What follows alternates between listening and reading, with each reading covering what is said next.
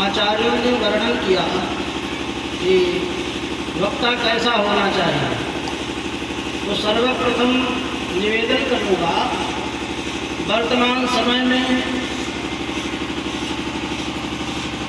हर वर्ण में कथा करने वाले हो गए। थोड़ा बहुत संगीत भजन कीर्तन जो है करना आ गया तो वो कथा करने लगते हैं। और जो विचार करें, आज के समय में कथाएं बहुत होती हैं लेकिन फल नहीं मिलता है। जीरो रहे फिर भी ठीक है, हाथ में जाता है। क्यों?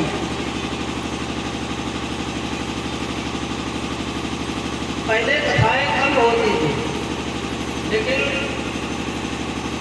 जो कथाएं होती थी उनसे तत्काल कल्याण की प्राप्ति होती। तो विषय यही है कि रोगी को लाभ नहीं हो रहा है तो निश्चित ही दवाई एक्सपायर डेट होगी। अब दवाई तो ऐसी है जो कि न तो कभी एक्सपायरी डेट थी न है और न कभी होगी।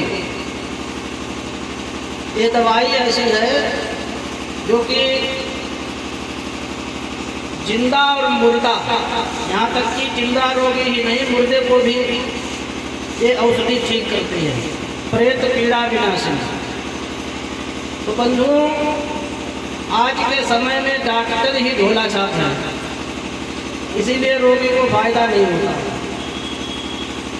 आचार्य जी की तो कथा हमने खैर सुनी पहले भी, इनकी शैली बहुत अच्छी है।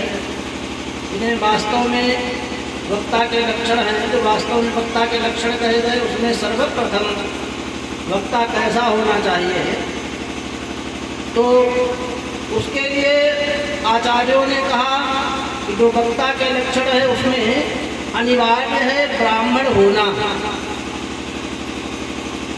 वक्ता आज के समय में किसी की निंदा स्तुति का विषय नहीं है।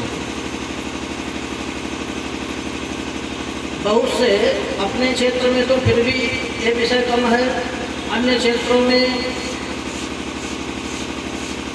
आधार चैतन्य आदि आदि बहुत से हैं, साधु का कहना विषय नहीं। तो ब्राह्मण होना अनिवार्य है वक्ता। और ब्राह्मण के द्वारा जब कथा होती है तो फिर कथा का कल्याण की प्राप्ति का हेतु बनती है।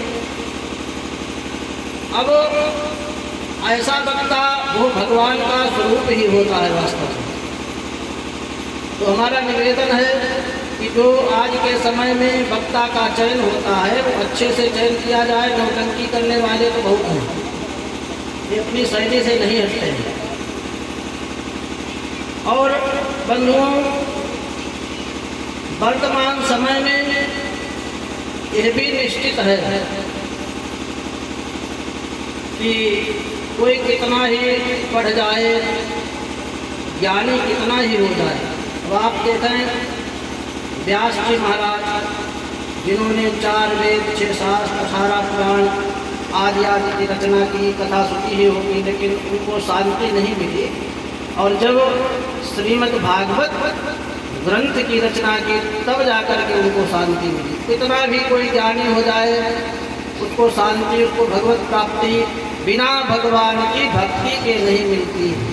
तो आप सब लोग भगवान की भक्ति करें और इसी प्रकार से सुयोग्य आचार्य के द्वारा कथा का श्रवण करते रहें तो आपका सबका कल्याण होगा, ये निश्चित है।